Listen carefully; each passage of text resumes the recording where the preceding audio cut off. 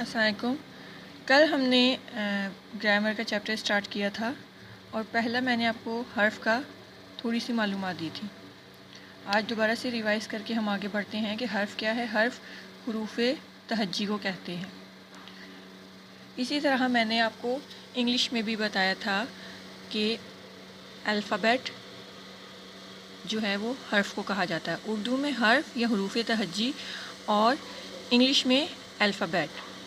اب alphabet letters have two forms, capital and small letters. Capital اور small letter کے اندر واولز اینڈ کانسوننٹ ہوتے ہیں. اب واولز کیا ہیں؟ A E I O U. A E I O U یہ لیٹر جو ہیں ان کو واولز کہا جاتا ہے, اور اس کے علاوہ جو تمام باقی بچنے والے لیٹرز ہیں the remaining letters are called consonant. ان کو کانسوننٹ کہا جاتا ہے. اب جب یہ حرف مل کر آگے کیا بنتے ہیں؟ جب کوئی حرف آگے جب ملتا ہے تو وہ لفظ بنتا ہے. چند حروف ہجا ملا کر بولنے یا لکھنے سے لفظ بن جاتا ہے.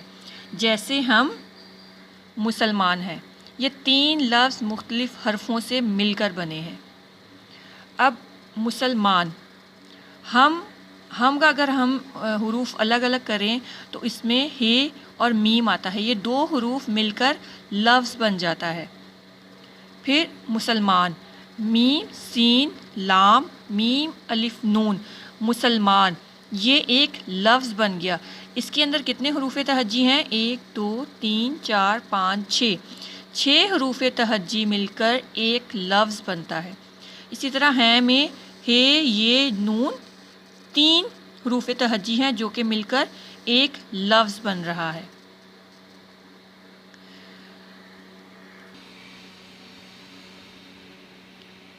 اب اردو میں جو لفظ ہے اسے انگلش میں کہا جاتا ہے word. Letters are united to form words. اب جس طرح اردو میں لفظ مل کر حروف تہجی مل کر ایک لفظ بنتا ہے, اسی طرح لیٹرز مل کر ٹو فارم اے ورڈ ایک ورڈ بن جاتے ہیں. اب ہم ہے می وی ڈبلیو ای, اب یہ 2 لیٹرز ہیں. 2 لیٹرز ملیں گے تو 1 ورڈ بن جائے گا وی. مسلم MUSLIM مسلم. اب یہ لیٹرز جو ہیں یہ لیٹرز مل کر ایک ورڈ بن رہا ہے مسلم. اب نیکسٹ لفظ کے بعد لفظ کی اقسام, فارم آف ورڈز, یہ ہم نیکسٹ ہم پڑھیں گے. پارٹ آف اے ورڈ, لفظ کی اقسام. اردو میں ہم پڑھیں گے لفظ کی اقسام, اور part of a word English grammar میں ہوگا. یہ ہمارا نیکسٹ ٹاپک ہوگا. Thank you.